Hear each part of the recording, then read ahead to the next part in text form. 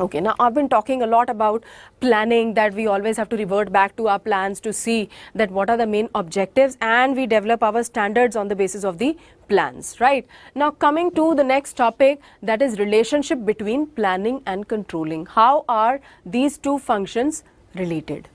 First point is controlling is aimless without planning. Now why is controlling aimless without planning? Control करने के लिए सबसे important ingredient क्या है? Standard performance. हम standard performance कहाँ से measure करेंगे? Based upon the objectives which have been set out in the function of planning. So until and unless we have the objectives, organizational objectives which are going to be used as standards, we cannot control. Right? Similarly, planning is aimless without controlling. आपने objective set out कर दिए. Whether how far have you been able to achieve those objectives, that you can only say with the help of controlling when we compare our actual performance with the standard performance, right? And both, अभी मैंने आपको समझाया that controlling is backward looking as well as forward looking. Similarly, planning is also backward looking and forward looking. Why forward looking? Because planning is always for future. You plan for future, right? Planning is deciding in advance that what is to be done in future. So that is why it's forward looking.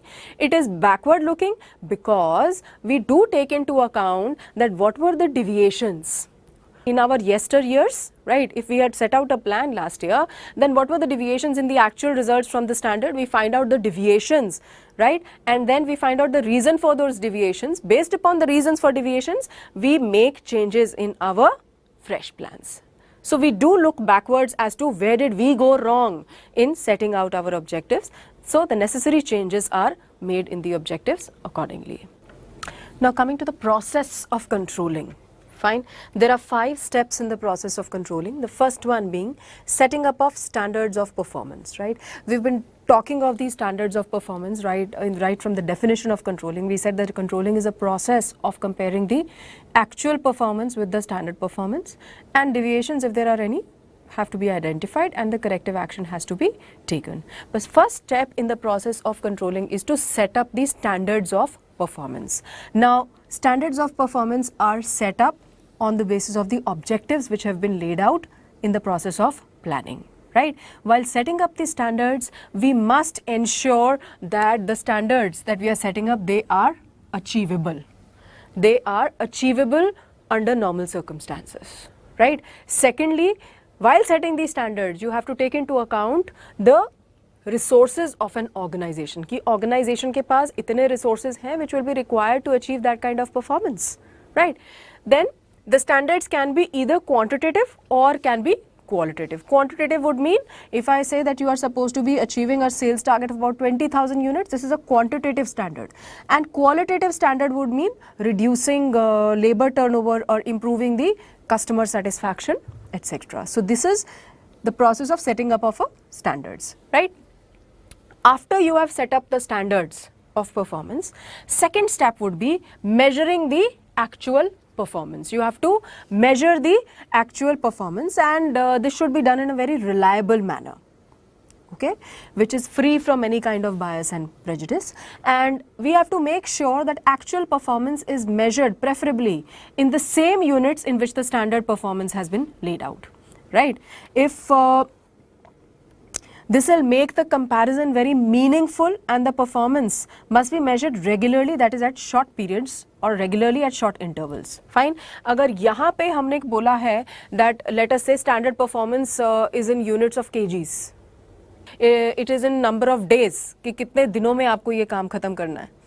Fine. You were supposed to be finishing off a particular task, let's say in about 30 days. A normal person would be able to finish off this task in 30 days.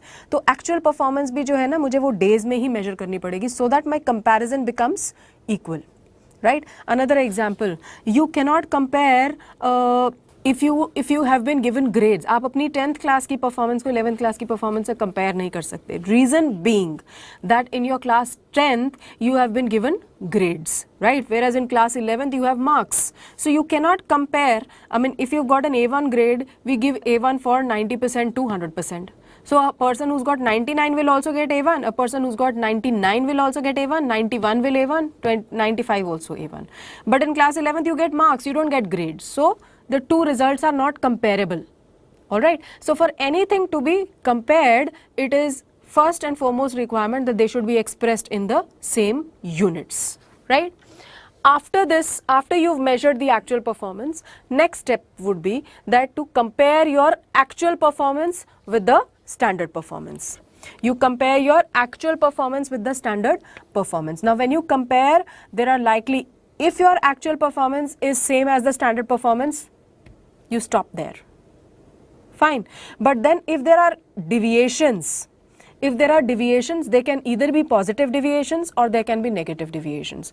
Now if there are positive deviations, that would demand a relook at the standards, meaning we'll have to set the standard a little higher for the next time so as to improve upon the quality, right? And if there is a negative deviation, then we have to look out for reasons as to what are the reasons for that deviation, and we have to take the necessary corrective action. Basically here we only try and find out the deviation. यहीं पे हम stop करेंगे कि whether it's a positive deviation or it's a negative deviation, right? Fourth step is analyzing those deviations. यहाँ पे हमने deviations find out की, यहाँ पे हम reasons locate करेंगे for those deviations. That why, what was the reason of this deviation? अगर ये negative deviation आई है तो क्यों आई है, right? अगर इस बार मेरी sales जो है कम हो गई है, क्यों कम हुई है? या तो ये था that those people they found the price to be very very high, or maybe the goods were not supplied in the market at the right time, or maybe they found the goods to be very very substandard, quality of the product was not up to the mark. So these are the reasons for deviations that we'll have to work out. Now there are two methods basically that we follow in this. Is one is management by exception and the other one is critical point control. Basically they say that if you try and control everything, you'll end up controlling nothing. You try and control everything, you'll end up controlling nothing. So in case of management by exception, they say that if the deviation, आप जब standard performance set करते हो ना, तो हम एक plus minus